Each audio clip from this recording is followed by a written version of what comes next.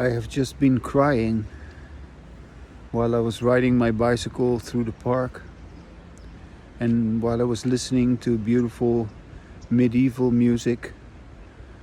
The tears just kept on coming, and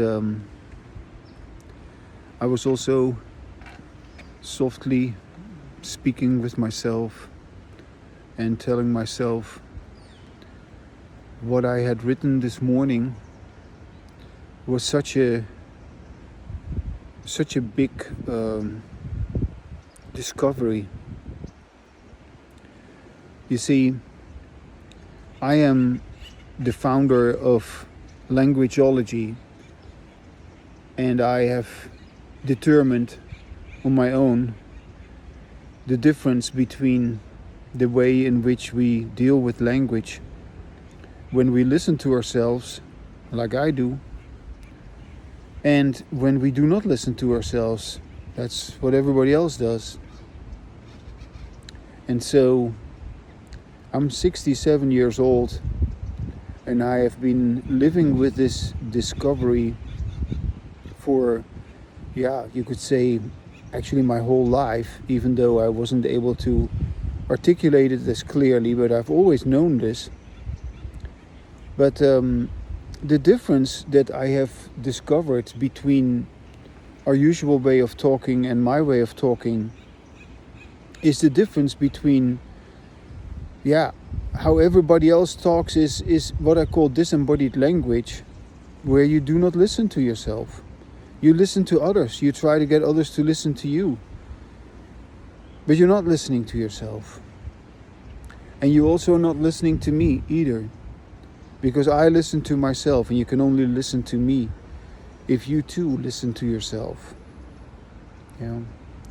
So my sadness is the sadness that I have felt my entire life about the fact that I am being told that I'm no good because I don't listen to others. And it's true, I don't listen to them. I don't listen to your disembodied language. I listen to my own embodied language. And either you listen to that and then we really listen to each other, or you don't listen to your own embodied language, and then we just don't speak with each other, because I will avoid disembodied language every way I can, and I'm very good at it. So that's why I'm able to have embodied language. And there's no other way to have embodied language than to avoid and recognize disembodied language for the incredibly problematic and sad and tragic thing it is. Well, since I'm talking, I might as well just go into what I was writing about this morning, because we are all born without language, and then we learn to have language, and we are inevitably all conditioned into listening to other people or trying to get other people to listen to us. But nobody has ever told us to listen to ourselves.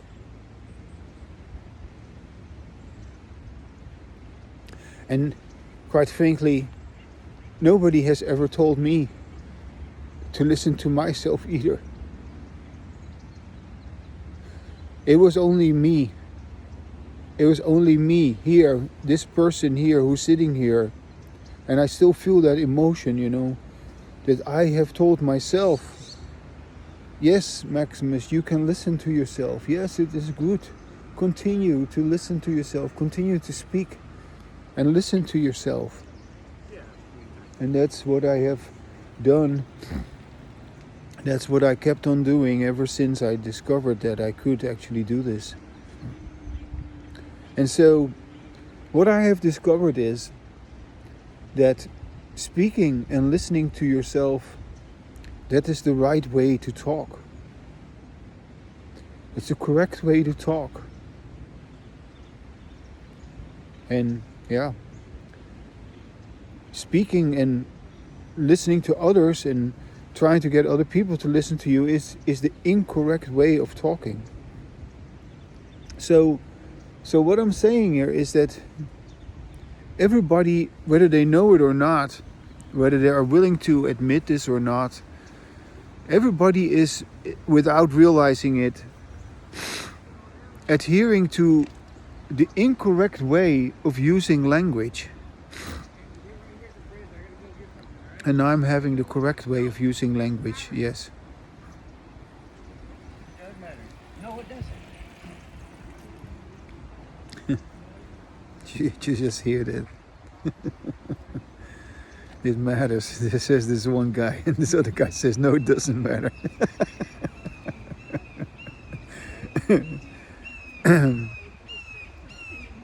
So yes, there is the correct way and the incorrect way, and we are all conditioned with the incorrect way of talking.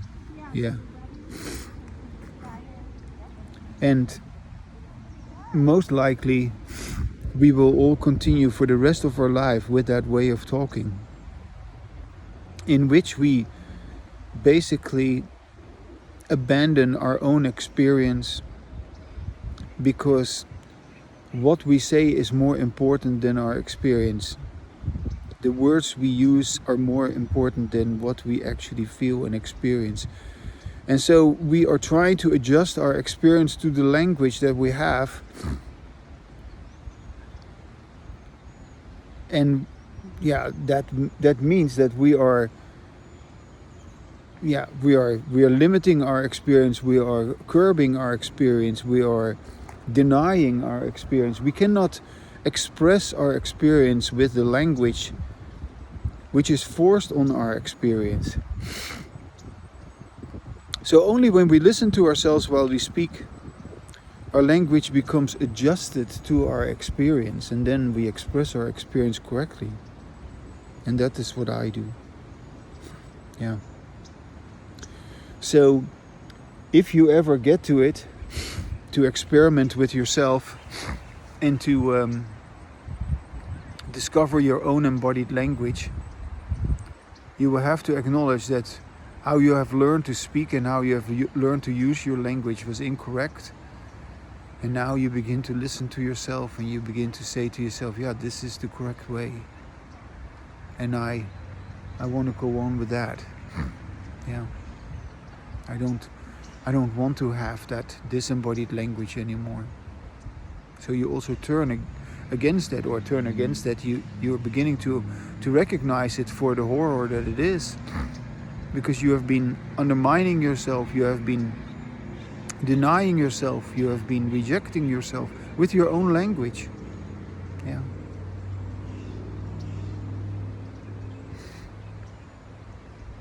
I still feel this emotion, but I wanted to also express this emotion here in a video and letting you know how important this is, because it is a humongous discovery that if you can listen to yourself and use your language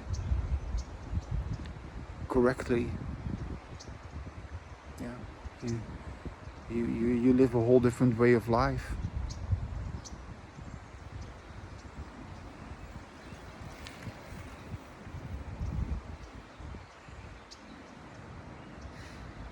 And yeah, I can go further, and maybe I should, just a little bit, because you if you listen to me, if you hear this, you must notice my, yeah, you could say my mood, my emotion. But you must also notice that I am just expressing myself, not holding anything back. There is nothing to hold back. There is no inner language. I don't have a mind. I don't have thoughts. There's no language inside of me. And neither is there in you. And that's what you will discover when you begin to listen to yourself while you speak. Yeah. When you engage in embodied language. And then with your embodied language, yeah, you express your language enlightenment